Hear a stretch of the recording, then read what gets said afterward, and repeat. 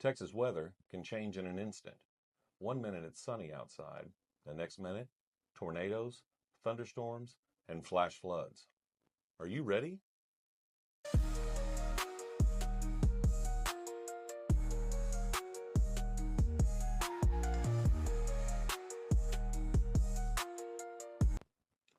Welcome back, Grayson County, to the podcast. I'm Lieutenant Jeremy Cox, and with me is Sergeant Amanda Owens. And so today we're going to be talking about severe weather and preparation. We all understand that this time of year, every year, is when we get a lot of severe weather in North Texas, all throughout Texas, but particularly here in North Texas, Grayson County. And so basically from March to June, we start to see the most intense thunderstorms and intense type of weather.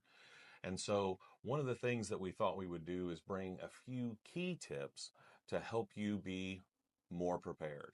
And so with that, we're going to go through a few steps, some things you can do with your family to make yourself better prepared for the severe weather. So, Sergeant Amanda Owens, welcome to the podcast. Thank you.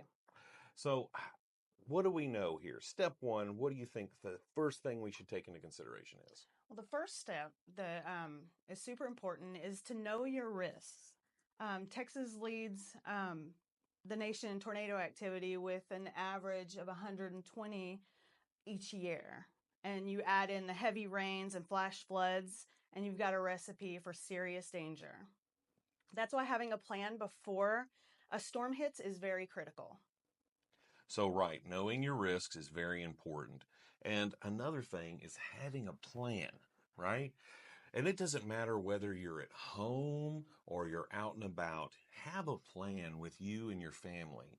At home, you need to know where the safest place in your homes are. Usually, we're talking about interior rooms, right? Something that doesn't have an exterior wall, and especially no windows that are facing into that space. If you're at work or maybe out in public, learn to be able to distinguish where those designated emergency evacuation points and emergency shelters are. Usually there are signs posted in the public spaces that will help you identify those. And then when you're on the road, that can be really tricky. And so if a tornado is nearby, do not try to outrun it. Instead, seek shelter as quickly as possible. Try to find a sturdy building, and if necessary, find a low-lying ditch that you can get down close to the ground, and cover your head. Another really important step in bad weather is building an emergency kit. Your emergency kit needs to include things like flashlight and batteries. Very important. The wind blew out a breaker at our house last night, and those were very important materials that we needed. You need to also have some first aid supplies. Make a little kit, put it under your cabinet, somewhere easy you can get to it that has the emergency kit, the first aid supplies. Bottled water and non-perishable foods. Those are very important to have as a backup. You could also use a phone charger and backup power. When your electricity goes out, that's the first thing we were using was our phone, and thank goodness it was charged up enough. One that a lot of people don't think of would be a helmet for head protection. Studies show wearing one in a tornado can reduce your head injuries. And that seems like it might be a little odd, but if you think about it, a lot of youth participate in sports and they wear helmets. So it wouldn't be something that you'd have to like go out and necessarily buy. You might have this thing laying around in your house already just because your kids participate in sports or something. And so, early warnings save lives. The National Weather Service, I know here in Grayson County, the Emergency Operations Center, they take that thing very seriously about making sure we try to get information to the public as quickly as possible. Some things that you can do to make sure that you stay informed is having a NOAA weather radio. And being able to run it without using electricity from the home. Phone alerts. Here in Grayson County, we have Code Red. You can sign up for that and you'll get text alerts and phone calls and alerts directly to the app.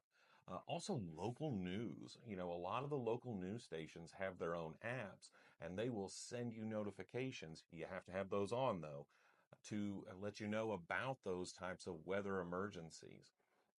And then, you know, just thinking about those things that can prepare us in case we are out and about. So, having those things at home, great. But having those apps on our mobile devices, so if we're at work, we're shopping, we're on the road, we're still in touch. Okay, so let's talk about what to do during the storm. If you're under a severe weather warning, you need to act fast. Seek a shelter immediately. Cover up. Use pillows, blankets, or mattress to protect yourself from the flying debris. And stay away from the windows. A flying glass is one of the biggest dangers. And so, now that the storm has passed, now what? So after the storm, it can be just as dangerous. So stay indoors until you get the all clear. Because depending on the type of weather that we're having, there could be a small break in the storm and then it's going to kick right back up and you could get trapped outside. You don't want that to happen. Also, watch for debris and especially downed power lines. Here in Grayson County and the surrounding area, just the other day, I know our dispatch was receiving tons of calls about downed power lines in the roadway. Some of them weren't sparking, some of them were. But you should always treat those things like they're live.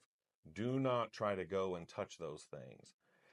And lastly, avoid high water. Avoid pooling water, gathering water. It only takes 6 inches of water to actually move a car. And so don't try to drive through it. You know, turn around, don't drown. I know we've all heard that. In Grayson County, we've had instances where those things have happened, and we just don't want to repeat those issues. So, some final thoughts on preparation, Grayson County, and severe weather. You know, it's just part of life here in North Texas, and we all have to deal with it. And that's why being prepared is so important and it can save lives.